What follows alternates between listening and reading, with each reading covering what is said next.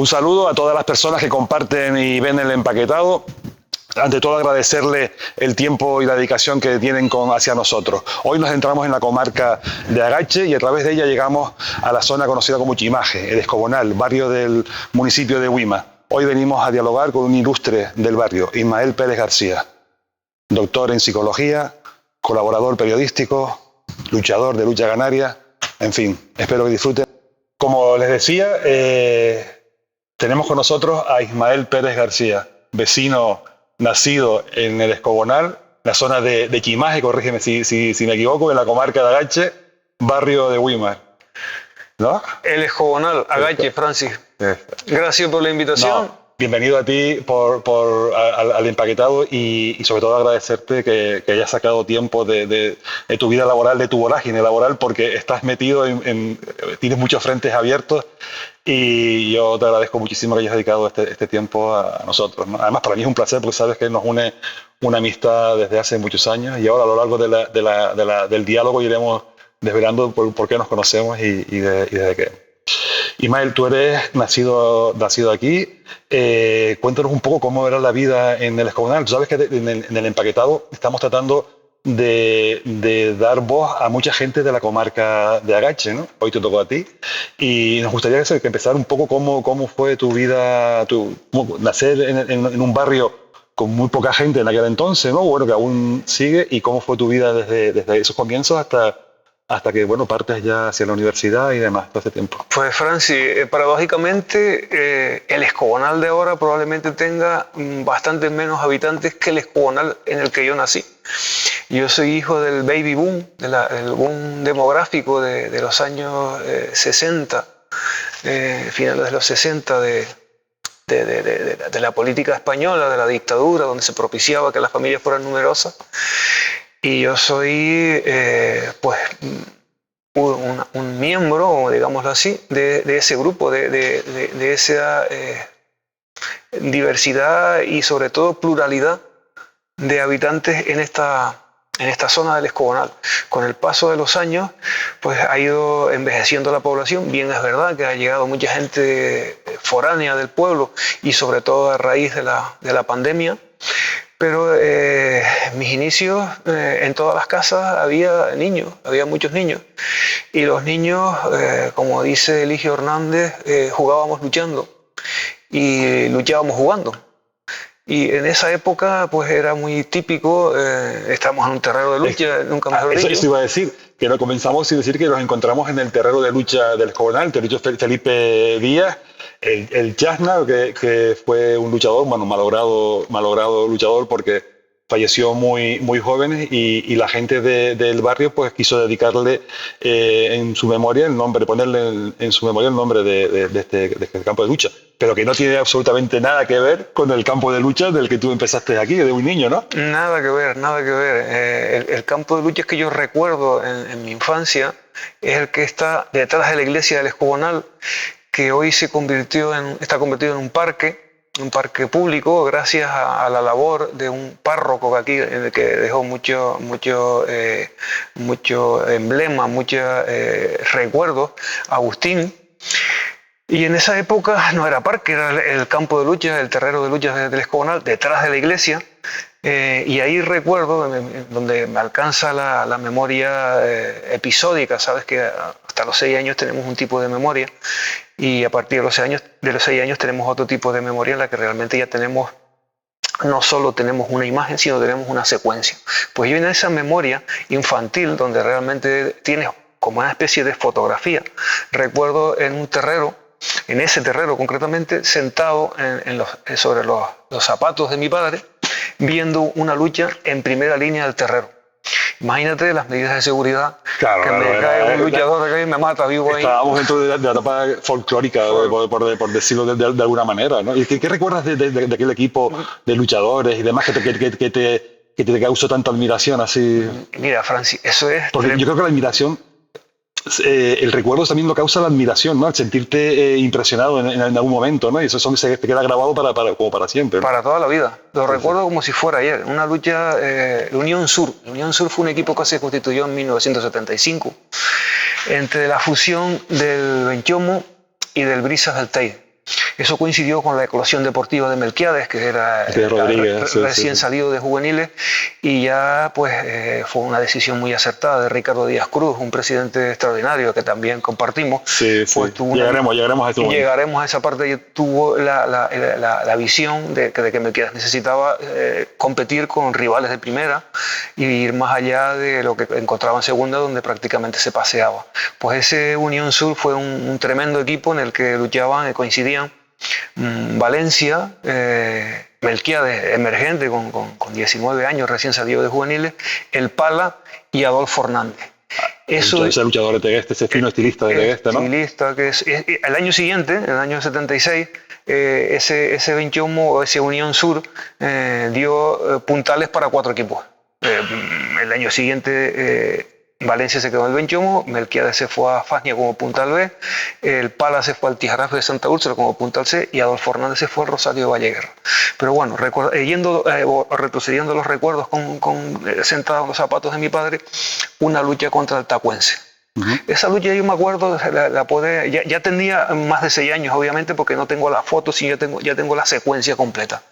Una lucha en la que el Tacuense, que tenía un super equipo con Manolín Acosta, Chicho Ramos, Chicho Barreto, Parry, Seferino, Rápido Segundo, y me acuerdo unos sacones de camisa, como si fuera ahora, Francis, de Chicho Barreto, Adolfo Hernández. 2 o 3 sacones que recorría pues todo el campo con un sacón y Adolfo caía de pie y los volvía a sacar y Adolfo caía de pie, hasta que en una de estas Adolfo, que luchaba con el brazo a la paletilla, le saltó con la otra mano, la mano izquierda, y lo cogió con una palmada por fuera y tumbó a Chicho Barreto. Aquello el campo se caía. Y luego, claro, nos encontrábamos con ¿Eso qué fue? Llegar a tu casa y decirle, papá, yo quiero luchar. Poco menos que eso. A mi padre no se lo decía, porque los primeros años en los que yo empecé a luchar, mi padre no quería que luchara. Siempre existía esa leyenda, que a lo mejor no es leyenda, a lo mejor es realidad, de que con la lucha te esconchas todo. Es realidad. Yo todavía.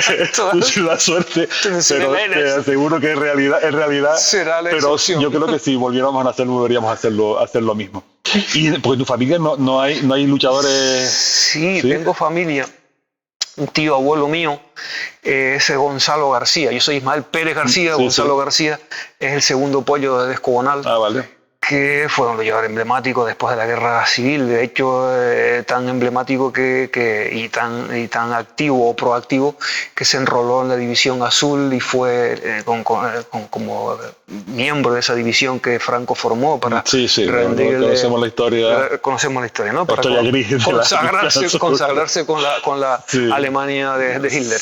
Entonces Gonzalo, eso yo siempre él también lo llegó a contar, de que después de la guerra civil fue un luchador de los más destacados de Tenerife. De hecho, formó parte de las selecciones de Tenerife y Gran Canaria, y una vez me dijo que agarró me acuerdo de niño también, que te contaba esas anécdotas que te calan y no las olvidas el resto de tu vida, que luchó con el Pollo Buen Lugar y lo tumbó en la Plaza Toro. Esas luchas épicas de enfrentamiento entre islas y demás, que habría que volver a recuperar.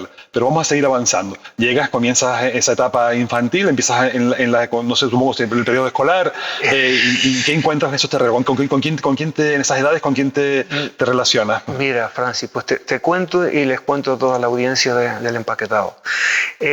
Nos situamos entonces en 1975. En el año 76 se separaron los equipos. De pasar de tener 5 equipos, pasó Tenerife a tener 11 equipos en primera categoría, y ahí yo ya me había inoculado el virus de la lucha canaria y ya iba a las luchas, ya no necesitaba sentarme en los zapatos de mi padre, sino yo buscaba la forma de asistir a los campos de lucha. Y ese año pues ya vibrabas con la lucha. Pero ¿qué pasó en el año 1977? Que se produjo la crisis más importante en la época que yo recuerdo, institucional del Benchomo. En 1977 Valencia fichó en el Tijarafe de Santa Úrsula y el Benchomo no participó en la liga. Sin embargo, el Chimisay fue campeón de segunda ese año, con un equipo tremendo, con Marrerito, Camacho, Alberto Pérez Camacho y Pepe Miguel. Me acuerdo de esa época. Pepe Miguel, fueron campeones de segunda, y en Fania el Brisas también fue campeón de primera con un tremendo equipo, con Melquiades, Chicho Barreto, el Catire, Isidro de la Rosa, que era de la cantera del Benchomo, que se fue al Brisas, y el Benchomo, sin embargo, no tuvo equipo. Si retrocedemos en el tiempo, se fusionaron, yo recuerdo, ¿no? Luego se fusionó el Chimisay el año siguiente, en el 78, que fue cuando Melquiades se lesionó, una lesión grave, la más grave que tuvo en su vida deportiva con el Palilla. Pero en el 77 el Benchomo no compitió en competición. Sí que en la Copa se volvió a refundar con Tinito, con Celedonio Castro Guanchi, de las Cuevecitas, que hizo una labor ingente en esa época, fue el alma mater del club, y con Teodosio Pérez en una categoría que ya no existe, que era la primera vez. En el año siguiente, en el 78, con 12 años, se forma el Benchomo, y de esa época no solo no había escolares, no había, y si los había, aquí en este pueblo no había escolares, no había cadetes, sino equipos juveniles. Pues con 12 años... Ya era juvenil. Ya fiché en el equipo juvenil. Bueno, luchabas con hombres de 18 años, ¿no? De 18 años, pero eso no era lo peor, es que encima luchaba salían las plantillas de primera B, para completar el equipo, pues con 12 años luchaba en primera B. Eso, oye, se parece inconcebible, pero era la lucha que teníamos, y eso sí que si fijándote en esos detalles, es cuando te das cuenta de lo que ha cambiado la lucha. Sí. O sea, no se cuidaba el interés superior de la persona menor de edad, pues nada, pues si tenías cuerpo era un poquito grande y tal, venga, para adelante, porque había que completar. Tú pasas tu etapa educativa, empiezas aquí en las unitarias del Espagonal, vas creciendo, 12 años, 13, 14 años, y pasas a los 11, ¿sí? De esa época, en el Escobonal solamente se estudiaba el primer ciclo de la EGB. De la EGB, sí. Hasta sexto de EGB. Okay. En séptimo, hasta quinto, Francis, perdona. Sí, hasta quinto. Porque era sexto, séptimo y octavo. Sexto, séptimo y octavo, disculpa porque ahí sí tuve un lazo. Sí. Sexto, séptimo y octavo lo hice en Alfonso X el Sabio. En Weimar. Y ahí sí que luché en escolares. Se formó. ¿Y cómo se desplazaban abajo? Una guagua, todos los chicos chicos y chicas que tardaba cerca de una hora en llegar a Weimar, porque paraba cada 200 metros, paraba y subía. Y nos metíamos todos dentro de una guagua que no cabíamos como sardinas en lata ahí, no sé cómo, nunca pasó nada. Íbamos a Weimar y volvíamos por la tarde. Salíamos muy temprano y volvíamos pasadas las 4 de la tarde, las 5:30. En invierno llegamos casi de noche a casa. Que ahora estamos a Weimar, a 15 minutos de Weimar. A 15, pero en aquel momento era la misma carretera, pero el problema es que eran las paradas. Era para subir niños en esa época. ¿Llegas a Alfonso abajo? Llegó Alfonso X el Sabio, y en octavo, ya con 14 años casi, se formó un equipo cadete. Con un profesor, don Víctor, que fue alcalde de Weimar, un entusiasta de la lucha canaria, pues se formó una competición cadete, y el entrenador del equipo fue Alberto Pérez Camacho. Ese equipo cadete, palmero afincado en abajo, que todo el mundo conoce, de la saga de los Mancheros. De la saga de los Mancheros. Y ese equipo de cadetes fue un equipo bueno, fue subcampeón de Tenerife de categoría cadete. Perdimos la final con el Tegueste, en el que luchaba Clavijo, Antonio Clavijo, que era un año o 2 años mayor que nosotros. Compartí equipo con él en el Ramón Méndez. En el Ramón Méndez. Clavijo era un luchador tremendo, un hombre muy serio, pero en esa época ya se le notaba que luego fichó en La Palma, luego fichó en Tegueste. Muchas veces, no luché muchas veces con él, pero esa vez en la final, cuando tenía 14 años, me tumbó. Pero sin embargo... Porque tú ya destacabas en aquel momento, ya eras como el pollito del pollo del equipo, ¿no? El puntalito. Efectivamente, ya en esa época cadetes ya era un privilegio, porque un año antes ya había ganado luchas juveniles con 13 años. ¿Qué compañeros tenías tú de entonces? Teníamos un equipo tremendo en ese año 78, un equipo tremendo. Los equipos de juveniles eran de 8 personas, y los 8... no teníamos más fichas, los 8 cumplimos en todas las luchas de la liga, y el puntal del equipo era Teófilo Rodríguez, un buen luchador fino, que en esa temporada tumbó a Chani. Tumbó a Chani, y fuimos terceros de la liga de Tenerife después de que Fili tumbara a Chani. El primero fue el Rosario Valleguerra con Kiko González y con José Luis Gutiérrez, y en las canteras estaba Pepe el Bombero, Paquito, Tino Padrón, el Pollo Milán empezando. Claro, en esa época yo tenía 12 años. Yo ahí pues no sobresalía mucho, pero ya me quedaba, ya me gustaba mucho la lucha. Y el año siguiente que ya Fili cumplió, y Néstor de García y Andrés Rodríguez, que eran los que tenían 18 años en aquella época, de ese grupo de 8, había 4 veteranos y 4 más jóvenes, que uno era Tinín, Agustín de la Rosa Tinín, Felipe Leandro del Pino, Jorge Jesús Marrero García Giorgi, y yo, que era el más pequeño de todos, el más niño de todos. El año siguiente también competimos el equipo del Benchomo en Primera B, ahí se formó un buen equipo, con Tinito, Ezequiel Arocha, Esteban Sierra, un buen equipo. Isidro no estaba, Isidro fichó otro año diferente. Pero ya Jesús, Marino, toda esa gente. Jesús estaba en el cuartel, estaba llegando, Marino, Octavio, un equipo casi todo con luchadores del pueblo, salvo Ezequiel y Tinito, pero Tinito se consideraba del pueblo porque Tinito fue el hombre del Valle, porque luchó en muchos equipos del Valle. En Arafo también estuvo. Sí, en todos lados. En el Chimisay. Fue campeón, me acuerdo que me contaba. Yo al final tuve mucha amistad con Tinito, era como un padre, y él me quería como un padre, como un hijo, yo lo quería como un padre. Era una persona muy buena persona, muy buen compañero, y además una persona con vocación de enseñarte no solo a luchar, sino a ser persona, y a ser buena persona.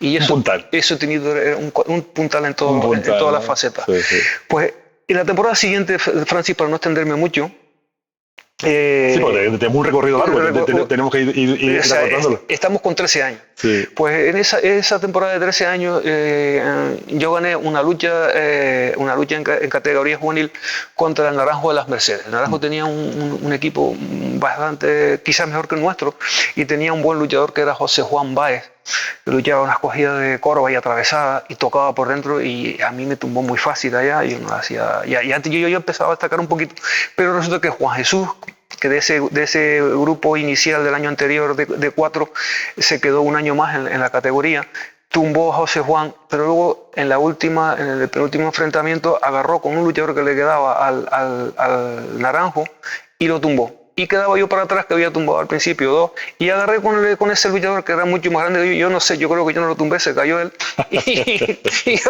y esto que no sabes cómo, y gané esa lucha, hombre, con 13 años gané una lucha de juvenil, eso ya era, entonces ya te convenciste de, bueno, la lucha posiblemente, quiero seguir siendo luchador y quiero seguir luchando. Mira, Ismael, llegas a 13 años, bueno, suma, sigues practicando deporte y tal, pasas es que quiero unirla, tu etapa deportiva con tu etapa académica, ¿no? Porque sí. Las dos me parecen muy relevantes, ¿no? Y terminas la etapa de GB, que supongo también, en ese encuentro de lucha y etapa académica, vas a hacer el bachillerato en Mensaya Caimo. Durante todo ese tiempo ya pasas a ser luchador de etapa ya juvenil, ya más hombre, ¿no? Más desarrollado, pero sigues vinculado al Benchomo.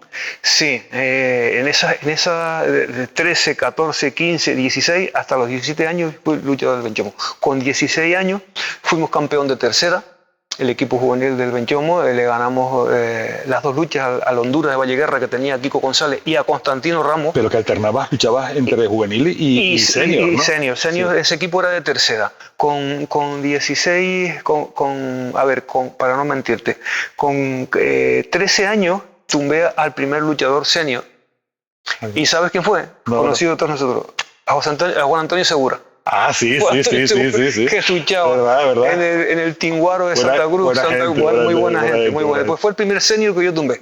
Sí. Y luego, con 16 años fuimos campeón de tercera, de juveniles de tercera, de Tenerife, y también, y ahí ya gané luchas de tercera categoría. El primer puntal de tercera que yo tumbé fue a Cirilo Santana, que luchaba en España, que había tumbado a Jesús, que era uno de los puntales nuestros, y me acuerdo que también, parecido a lo de juveniles, me había tumbado al principio, había salido en las primeras sillas, tumbé 2, me retiré, al final agarré con él cuando pues prácticamente la lucha estaba perdida. Y me acuerdo que me tocó por dentro, Cirilo tocaba muy bien por dentro, y le aguanté el toco dentro, lo toqué yo a él, salió volando. Y en la segunda, Cirilo mosqueado, claro, ¿cómo va a tumbar este chiquillo? Me vino de garabato de lejos. Sí, que tomaba muy bien los garabatos. Y yo hice la contra de Francis, o sea, con el pie que tenía trabado, contra el Palilla. Sí, el Palilla fue al pie de apoyo y le di las dos seguidas y ganamos la lucha al España en esa época. Eso era con 16 años. Ya con 17, haciendo COU, me gustaba estudiar, un chico callado, un poco introvertido, me refugiaba en los libros y ahí rendía un montón y se me daba bien. O sea, era una cosa que le dedicaba también porque, igual que la lucha, ¿no? Hay que ser sacrificado y no solo tener capacidades, sino también dedicarle el tiempo que requiere. Y estaba en COU, hice la selectividad y en esa época me vine a buscar a Santa Cruz. Se formó Santa Cruz. Con Ricardo Díaz Cruz de presidente, Manuel Bocanegra, Padrón, Juan Padrón, que era de segunda directiva, José Hernández, gente potente. Polo, que fue Policarpo Márquez Leandro, que fue el que realmente primero se fijó en mí. Y eso me costó mucho, salir del 21 y ir a Santa Cruz. Primero buscamos una forma de buscar filial de Fama. Porque tú acabas el COU y te matriculas en la universidad y decides hacer la carrera de psicología, de la que ahora eres doctor en psicología, ¿no? Y el doctor, pero ¿y cómo eliges psicología? ¿Por qué? Mira, pues tan fácil, Francis, porque en ese tiempo la vocación era crecer deportivamente. Y si sabías que físicamente te preparabas en el terreno, mentalmente querías buscar una ayuda extra. Y casi que yo fui psicólogo porque quería ser mejor luchador. O sea, son curiosidades de la vida. Sí.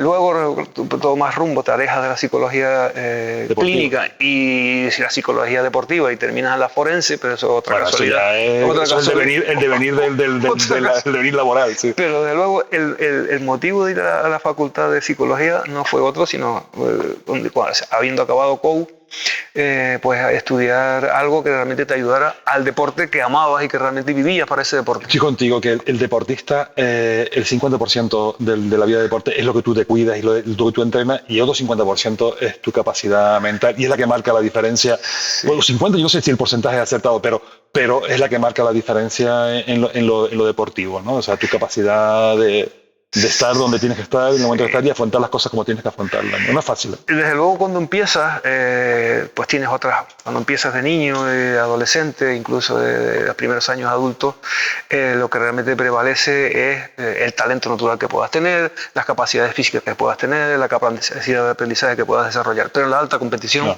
si no funciona la cabeza, no funciona nada. Bueno, llegas a Santa Cruz, un crío con 17 años. En edad juvenil, y te encuentras con un equipo lleno, plagado de figuras y de gente bastante madura, ¿no? Y con el gran puntal de aquel momento, que era, entre los dos grandes puntales de aquel momento, que era Melquiades Rodríguez y José María, ¿no? Pero José María en el Tacuense y tú en el Melquiades Rodríguez en el Santa Cruz, ¿no? Llegas y te encuentras este panorama, el crío allí. Efectivamente, asustado igual que cuando tenía 12 años, pues venía aquí con aquellos grandes, pues ahí era con 17, pues con los todavía más grandes, y llega a un vestuario donde estaba Melquiades, donde estaba Alcatire, donde estaba Kiko González, donde estaba las bromas que te gastarían allí. Peña. Pues mira, tuve la suerte de que si bien al principio Tinito fue mi padre deportivo, ahí me encontré a Melquiades y me protegió bastante, no alguna putada de recibí, pero no tantas como las que podía recibir cualquier otra persona, porque tuve la suerte de que me protegió, me apadrinó, me cuidó y fui creciendo poco a poco a su lado, pero siempre admirando aquel super equipo que tenía en ese año Santa Cruz, que era un equipo tremendo, se formó pues al amparo de Melquiades y bajo la gestión de Ricardo, un gestor extraordinario con una capacidad de aunar intereses, y formó un equipo ahí muy bueno, en el que luego empezaron a llegar luchadores con mucha capacidad para crecer de otras islas. El primero que vino fue Domingo Ramón. Ya un herreño. Un herreño que pasó una etapa en Santa Cruz, una época corta. Y llegó a ser Punta del Ar, ¿no? Se fue de Puntal al Galdar. Pero también después, el año siguiente, vinieron los majoreros Juan y Franqui y Domingo Carmona. Puntales también. Y por Franqui un gran puntal. Un gran puntal, un buen luchador, un luchador extraordinario, un luchador excelente, de los que ya... y podemos comparar épocas, ¿no? Pero Juan y Franqui era un luchador... ¿Para qué vamos a entrar en comparar? Porque es absurdo, no tiene. Nosotros vivimos una etapa. Yo creo que vivimos una etapa de entre los 80 y de finales de los 80, mediados de los 80, principios de los 90, hasta la introducción de Francis Pérez, vivimos una etapa buenísima de lucha canaria. Sí, Sobre todo los años 80, finales los fueron años 80. Coincidió con el impulso social, el impulso económico que recibió la lucha canaria con la llegada de la autonomía y la televisión. La televisión. Aparejado a ese impulso llegó la televisión. Era una televisión, no tenía la pluralidad de canales y de medios que hay ahora, sino era una televisión casi la 2, la veía todo el mundo porque no había otra opción. Y la lucha ahí tuvo un auge. Los viernes separaba la universidad, la gente de los universitarios salían de los pisos o iban a los pisos, se reunían a ver lucha. O sea, era increíble en aquel momento. Sí. Bueno, esa es la primera etapa en la que tú llegas al Santa Cruz. Ese equipo dura aproximadamente 2 años más o menos, ¿no? Dos temporadas. Ese super equipo dura solamente 6 meses. Imagínate qué cosa más desagradable, porque fue uno de estos cambios que aparecen en la lucha que tanto llaman la atención, que para equiparar el sistema de competición al año natural, o sea, que comenzara la temporada el 1 de enero y terminara el 31 de diciembre, se hizo una temporada de 6 meses, de junio a diciembre, y ese super equipo de Santa Cruz solamente tuvo 6 meses de competición. Una cosa incomprensible ahora mismo. Solamente había 4 equipos en primera categoría en esa época: Tacuense, Tegueste, Tijarafe y Santa Cruz, y al año siguiente pues ya empezaron a desmantelarse el equipo porque... el Santa Cruz nutrió de puntales a varios equipos más. A varios equipos. Es que yo recuerdo esa plantilla, te pones a verla, Kiko González, Melquiades, tú también, Catire, Tinito, el Macho, llamaban de cuerda, Calero, Juan y Frankie. Yo recuerdo porque tengo esa imagen de Santa Cruz que ahora volveremos a... O sea, aclararemos por qué tengo esa imagen. Y esa etapa se acaba. Y luego el Santa Cruz se queda con 3 hombres arriba. Tú sales de la etapa juvenil, te nombran, coges categoría de puntal C, en aquel momento, que sigues compaginando la lucha con los estudios, viviendo en Santa Cruz. Y claro, te queda el Santa Cruz con Melquiades Rodríguez, con Horacio, tú y Domingo Peña. Y de ahí para abajo todo lo demás se quedó desmantelado, ¿no? Corrígeme si no es así. Sí, tal cual lo estás contando, Francis.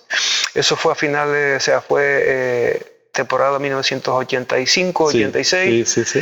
Ahí hubo una profunda remodelación y reestructuración de las categorías por la federación, esto que afecta y que hace romper todos los cimientos de los equipos propios de nuestro deporte. Debería hacerse algún estudio sobre eso y plantearlo ya de una manera en el que los equipos no se vean tan afectados con las clasificaciones, porque es que de un año para otro estás todo el día cambiando las cosas. Y eso que parece que ahora ocurre, eso ha sido cíclico en este deporte.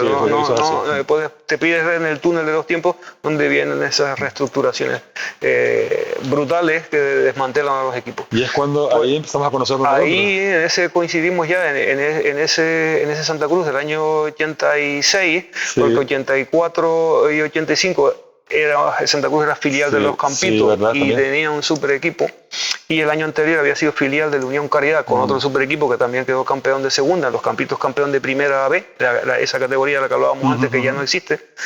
Y en el año 86 pues ya coincidimos en el Santa Cruz. Coincidimos curioso porque lo decía, se quedaron ustedes 4 arriba, tú ya clasificado como puntal, ya no había más cabida de puntales, pero se quedan sin luchadores de los 4 de arriba hacia atrás, se quedan sin luchadores. Y coincide con la etapa esa en la que el Chimisay Darafo del juvenil se desarma, se desaparece, y compartimos mentor a Polo Policarpo, también fallecido también tristemente hace muchísimos años, una gran persona y a la que de verdad le tengo bastante aprecio, como la tienes tú y a toda su familia.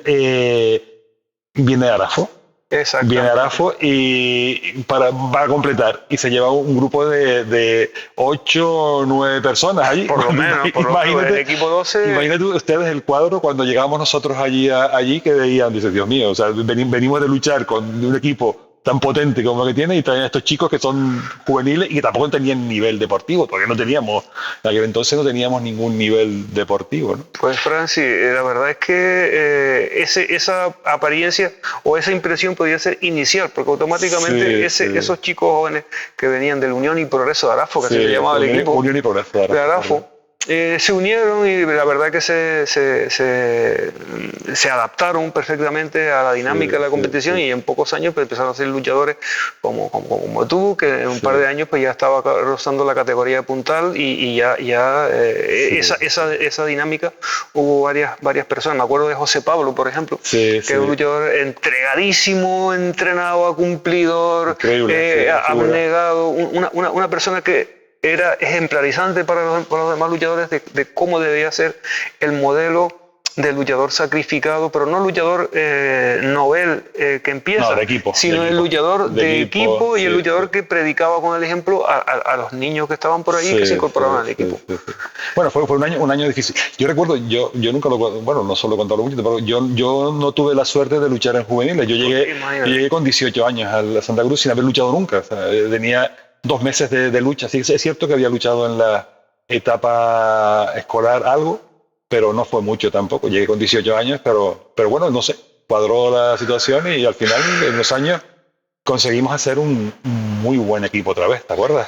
Pues mira, en un par de años se formó otra vez otro equipo modélico que era ejemplo para los demás quizá la razón sea algo que me gusta citar a las personas que realmente marcan tendencia en esto.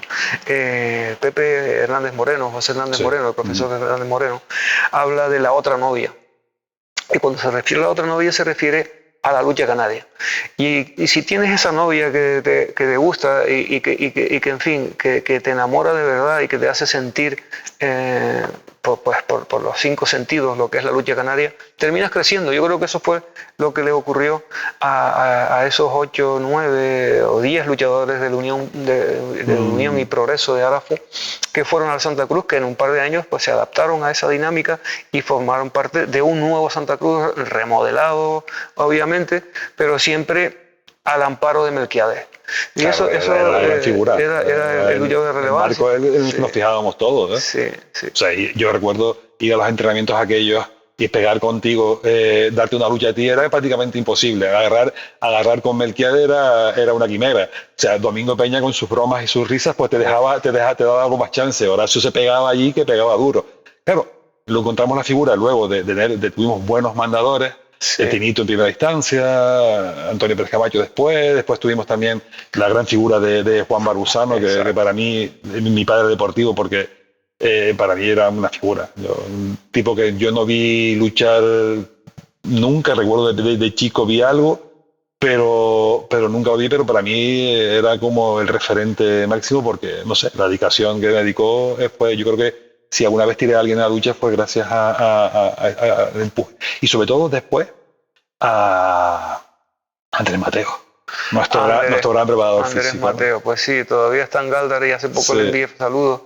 Y efectivamente, si en el terrero había un referente que era Melquiades, fuera del terrero y en los entrenamientos diarios estaba Juan Barbusano. Juan Barbusano era una persona extraordinaria, con mucha mano izquierda para andar con la gente, con capacidad para transmitir conocimientos y sobre todo para transmitir dedicación. Y si a eso le unimos la preparación física que nos llevaba Andrés Mateo, claro, yo creo que ahí salió un equipo bueno. Es que el gran éxito de ese equipo, esa etapa nuestra en la que, bueno, crecimos y algunos llegamos a ser puntales de equipos y demás, fue porque también coincidió lo que tú decías, la formación académica y mental. Porque coincidimos con luchadores que venían por ejemplo, de La Palma, el gran William Pérez, que vino a estudiar a la universidad y a un tipo con una mente centrada, equilibrada, que compaginaba estudios porque también hacía falta, el deporte ayudaba a poder costear su carrera. Llegaron los conejeros, 3 conejeros magníficos también, José Miguel Fonte Figueroa y José Miguel. Bueno, Susi Delgado desde Fagnia, Juan Carlos Barbusano, Juan Ramón Marcelino, luego llegó Chani, el Palilla, o sea, logramos tener un equipo con el que fuimos campeones, ¿no?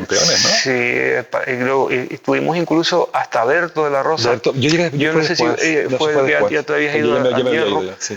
Fue el año que vino Berto. Sí. Y ahí también vivimos otra experiencia tremenda, que fue vivir como una enfermedad de buenas a primeras, te aparece en tu vida y te cambia todo. El rol, como consecuencia de que hasta aquí solamente valorabas la salud desde el punto de vista de no tener lesiones deportivas, pero hay otra parte de la salud que era la de la enfermedad, en la que realmente a mí, por ejemplo, me hizo pensar que lo frágil que era la salud, que muchas veces nos preocupamos como deportistas de no lesionarnos, pero hay otra segunda parte de la salud, que es la salud biológica, la salud física, que de buenas a primeras te da un vuelco y te deja completamente en estado de shock. Porque tú estás en esa etapa en la que ya luego en el año 91 el Santa Cruz pasa a ser equipo de primera. Ustedes ya se van, te vas tú y se va Melquiades también, bueno, sí. en su devenir, porque era lo lógico, ¿no? En aquel momento. Se queda el Santa Cruz, me quedo yo con el Santa Cruz de puntado en el Santa Cruz en primera.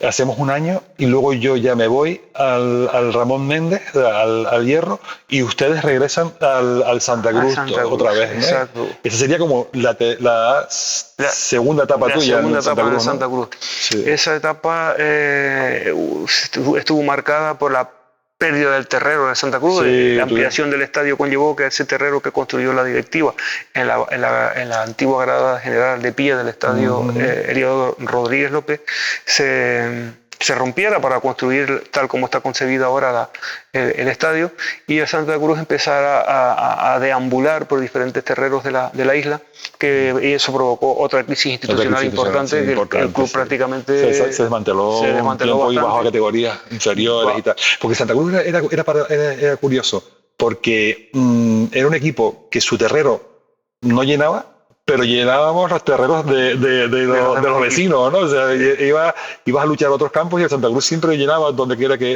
iba. Era curioso, ¿no? Era el equipo abatido, ¿no? Iba a las canteras. Sigue siendo. Te pasa como a mí, el Santa Cruz es tu equipo.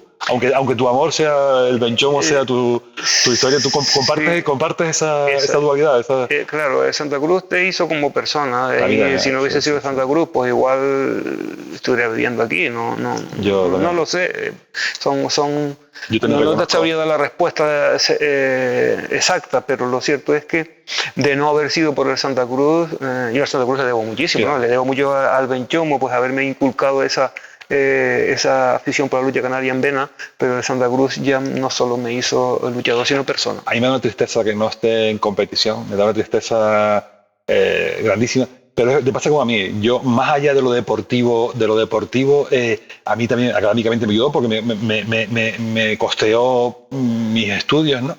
Y no solo eso, sino que también es que me formó como persona, ¿sabes? Es que fue increíble. Y es una pena que Santa Cruz no tenga esa vinculación deportiva en este momento, pero bueno, ya volverá a salir. En eso podemos sacar a colación en estas entrevistas que estamos teniendo marcadas por frases históricas, y sacamos a colación a Domingo Peña, que decía, para que se rompa un equipo no hay nada más que hacerle un terrero. Un terreno y se queda, podríamos desaparece el equipo. Aunque ustedes no lo sepan, podríamos estar hablando de lucha eternamente y podríamos derribar a toda Canarias en este momento, ¿no? Y los que nos derribaron, pues que la cuenten ellos. Pero bueno, después finaliza tu etapa ya y para ir ya cerrando en este momento, que podríamos dilatarlo muchísimo, porque si nos ponemos a hablar de lucha, Ismael, podríamos estar horas y horas. Y el Empaquetado va a intentar abrir esta vía deportiva con ex luchadores y tal. Vamos a intentar, y alguna ex luchadora, a ver si podemos conseguir, para seguir ahondando un poco en ese mundo de años atrás, ¿no? Pero bueno, tú llegas a cabo tu etapa deportiva, que pasas sales del Santa Cruz, te vas a la Arguama o al Chimbesque, te vas al Ramón Méndez también. 2 años en el Hierro, o sea, el último año del Ramón Méndez y el primer año del producto, otro año de transición. Sí, pues fíjate, tú ya te vas, cuando yo ya me vine, tú te vas. Efectivamente, tú salías y yo entré. Sí, y te vas, vuelves ¿dónde? Del Ramón Méndez. Del Productos de Hierro, del primer año del Productos de Hierro, voy al San Isidro. Ah, vale. Y ahí ya me retiré. Coincidiste con mi buen amigo Sergio. Con Sergio en el San Isidro, coincidimos en el San Isidro. Coincidimos en Santa Cruz y mucho. Exacto. Y ahí ya no... Es que la etapa en la que coincidimos tú y yo en Santa Cruz, había nerreños, gente de La Palma, de Lanzarote, conejeros, o sea, era increíble. Esa siempre ha sido la historia de Santa Cruz. Increíble, ¿no? Era como se echa de menos esa etapa. Si yo volviera a ser luchador, volvería a ser luchador y quería, por favor, volver a ser luchador del Santa Cruz. Porque era un equipo histórico. Además, eso, lo grande que lo hacíamos nosotros, la sencillez con la que se hacía, y lo grande que éramos nosotros. Éramos gente que rompió una etapa deportiva, o sea, la etapa, y sobre todo de imagen también, porque la etapa de los luchadores estaban lejos de las academias, ¿no? De las universidades, de las escuelas, y Santa Cruz era un equipo como de estudiantes, de gente como más no progre, ¿no? O sea, no políticamente, sino pero como más, un poco más avanzada del momento anterior, ¿no? Y había ese choque se encontrábamos esos choques también culturales dentro de los propios luchadores, ¿no? Te veías como decías, coño, pues tú te adaptabas, encajabas a tu día a día, era pues tu centro de estudios, tal, y luego ibas al terreno y encontrabas con gente que no estaba en esa misma onda, pero te adaptabas perfectamente y lo pasabas increíblemente bien, ¿no? Bueno, se retiras en San Isidro, volvemos. Y comienzas una etapa periodística, ¿no? Sí, al final, el último año que luché, compaginaba bajo el seudónimo de Traspiés. ¿De Traspiés, que era tu lucha? Para que nadie supiera. Sí, era una de mis luchas, sí.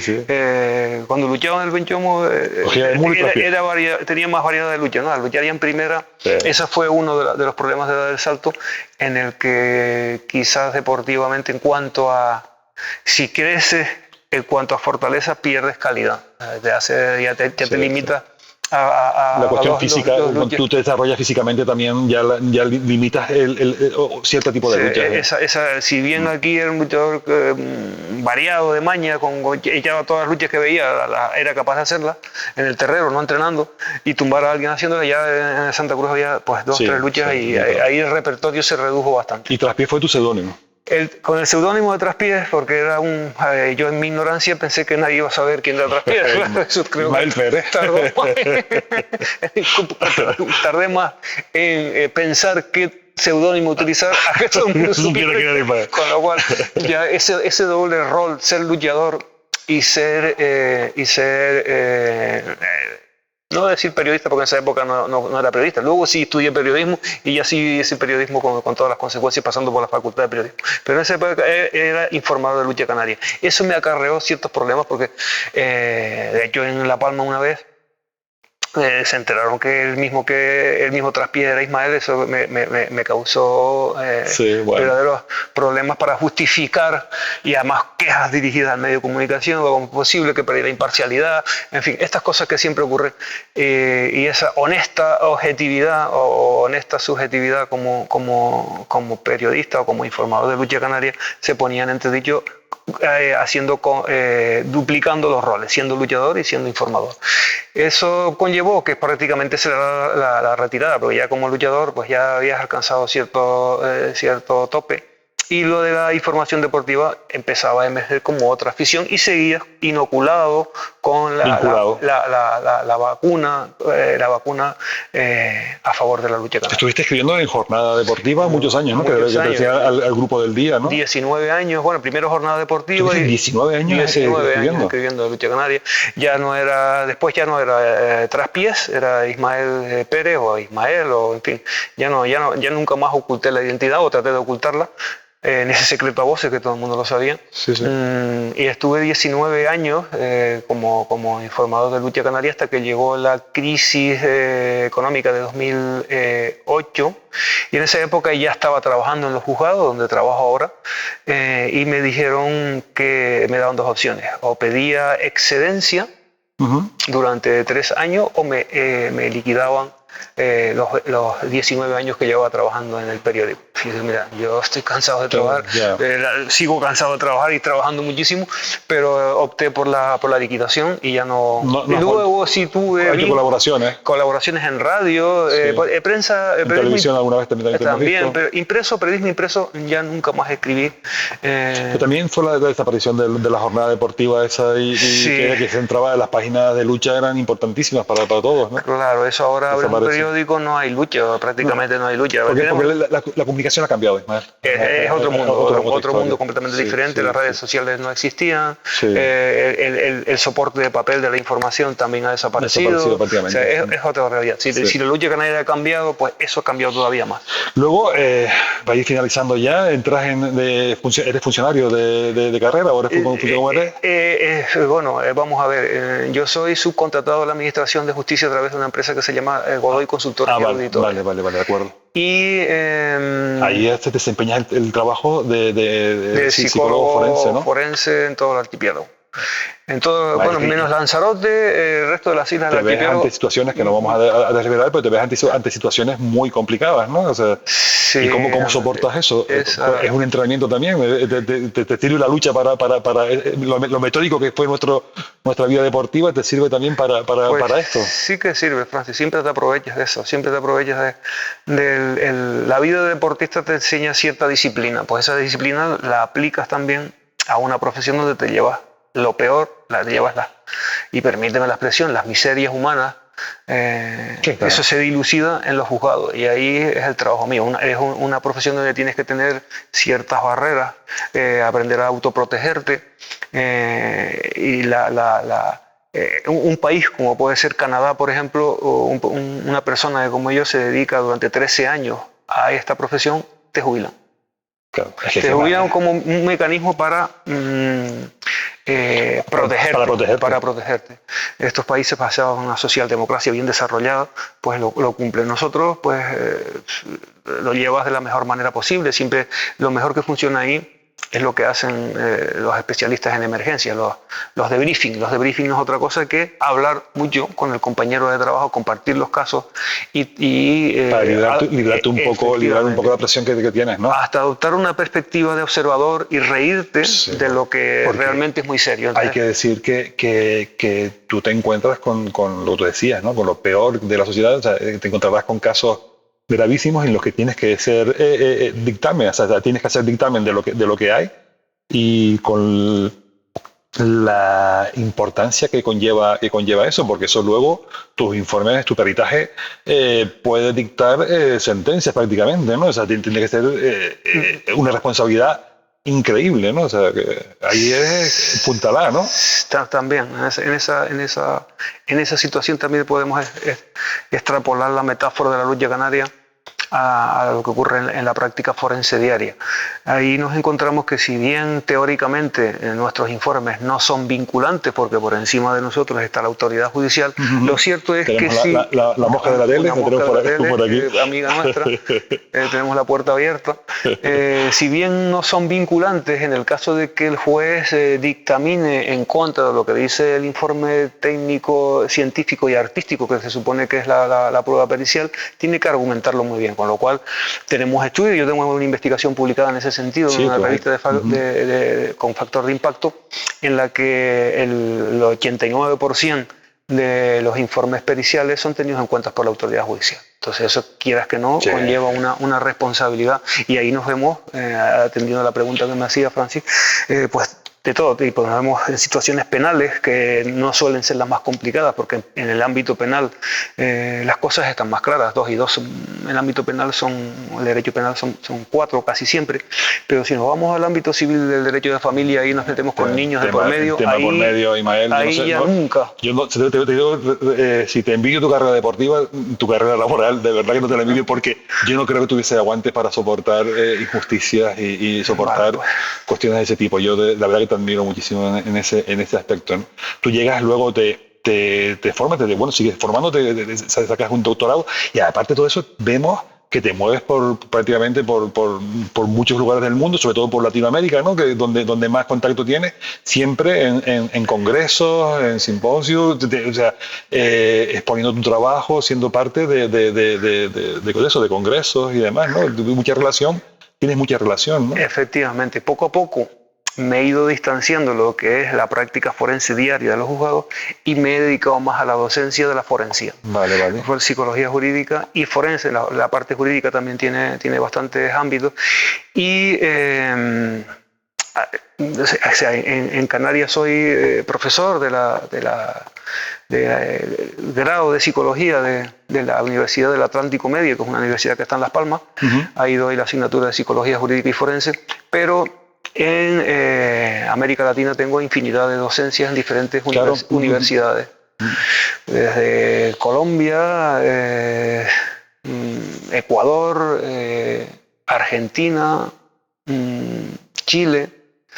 Y estoy, gracias a la virtualidad, pues hemos aprendido a hacer mucho trabajo desde casa y me dedico a muchísima docencia en todos estos países. ¿Quién te lo iba a decir? Aquel niño de 13 años, de 12 años sentado en los pies, los zapatos de su padre, viendo aquella lucha que podría avanzar tanto, ¿no? O sea, las vueltas que es lo que pretendemos en el empaquetado, y ya para finalizar, se nos van a quedar muchísimas cosas en el tintero, pero para no hacer mucho más largo esta entrevista, es lo que tratamos de explicar aquí muchas veces, es conseguir llevarles a ustedes gente que no parece tan relevante, pero que son mucho más relevantes que aquellos que aparecen a diario en los medios de comunicación y demás, ¿no? Que hacen un trabajo increíble y que, bueno, que por circunstancias no son tan mediáticos, pero que el desempeño de su vida laboral y deportiva pues es muy grande, muy importante, ¿no? Y es lo que un poco pretendemos hacer desde aquí, humildemente, ¿no? Con nuestro pequeño set que montamos donde vamos, y siempre comprometiendo a amigos y a amigas como Ismael, a la que nos da una satisfacción increíble tenerte con nosotros, ¿no? ¿Quién nos iba a decir en aquellos años que acabaríamos haciendo teniendo este momento, ¿no? Este momento de charla y demás, ¿no? El devenir de la vida, ¿no? O sea, tú dices, es que es increíble, nunca sabes qué te va a deparar el mañana, ¿no? Y es increíble encontrarnos en este momento aquí, ¿no? Pues fíjate, Francis, que el nexo, el pegamento, el aditivo sigue siendo el terreno. Estamos en un terreno y seguimos hablando de la misma forma que podríamos seguir hablando de psicología y de psicología jurídica y forense, pero hablaríamos también muchísimo más de lucha canaria. Claro, porque es nuestro nexo. Ismael, gracias por todo, y probablemente nos volvemos a ver o en otro terreno o en otro instante. Pues Francis, gracias a ti, gracias al empaquetado, y ha sido un placer. Se ha pasado el tiempo volando, podríamos seguir, pero podríamos llevar casi una hora de entrevista. El tiempo es oro. Muchas gracias. Muchas gracias a ti, Francis, muchas gracias a todo tu equipo. Un placer. Nos vemos en otro Empaquetando Diálogos próximamente. Gracias.